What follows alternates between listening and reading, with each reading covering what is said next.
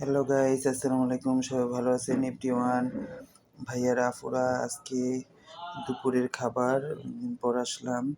দুপুরের খাবার নিয়ে আসছি। এখানে আছে এই রুই মাছ, তারপর বেগুন দিয়া, আলু দিয়া, তারপর এখানে সিম ভাজি, সবজি যেটা আর কি ভাজিটা, এটা আর কি সব শীতের দিন তো এখন। সাদা ভাত, এখানে বেগুন ভাজা, ডিম ভুনা, সালাদ আছে। এটা হচ্ছে ফুলকপি দিয়ে ডাল দিয়া ভাজি করা। এইগুলি আজকে দুপুরে খাবার আমার এগুলি। আর আজকে বিশেষ করে মনটা বেশি একটা ভালো না বলতে, কালকে রাত্রে আমার এক ভাই, সে বোন জামাইও লাগে আবার ভাইও লাগে, দুলাভাইও লাগে, সে বাহিরে চলে গেছে। তো আমি এয়ারপোর্টে কালকে যাই নাই, রায়েরবাগ পর্যন্ত তারে একটার সময় বিদায় দিছি, উঠাই দিছি। ওইখান থেকে চলে গেছে সৌদি, এখনও প্লেনে আছে, পৌঁছায় নাই। তার 7টা বাজে ফ্লাইট গেছে, 6টা-7টার দিকে।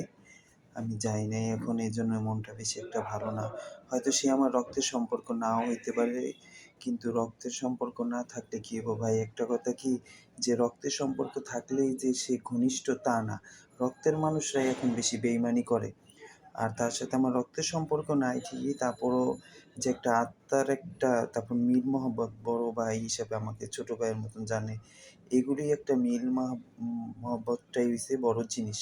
ঠিক আছে, আজকাল অনেকে আছে দিতে পারলে খাওয়াইতেই পারলে ভালো, কিন্তু খাওয়ানো দেওয়ানোটা বড় কথা না।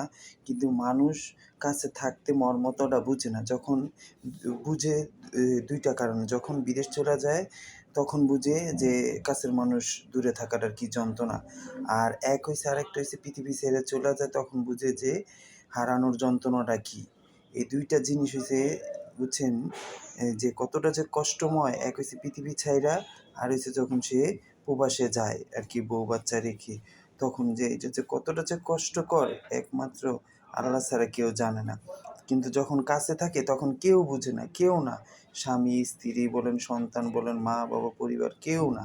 ঠিক আছে, যখন দূরে চলে যায় তখন বুঝে তার ভালোবাসাটা কী জিনিস, এইটা সেটা, তখন তার জন্য ব্যাকুল হয়ে যায়। এজন্য সবাইকে বলি, থাকতে সবার ভালোবাসাটা বুঝেন, মর্মটা বুঝেন, কিন্তু কেউরে কষ্ট দিয়েন না। আমার একটাই কথা, যে আপনারা কেউরে কারো কষ্ট দিয়েন না, যেই হোক না কেন, আপন আর পর। কিন্তু কষ্ট দেওয়াটা ঠিক না। আল্লাহও কাউকে কষ্ট দেওয়া পছন্দ করে না, বিধায় এটা আল্লাহ অপছন্দ করে না। ঠিক আছে, পারলে মানুষের উপকার করেন, কিন্তু কষ্ট দিয়া কথা বললেন না। আর হইছে মানুষকে ঠকায়েন না।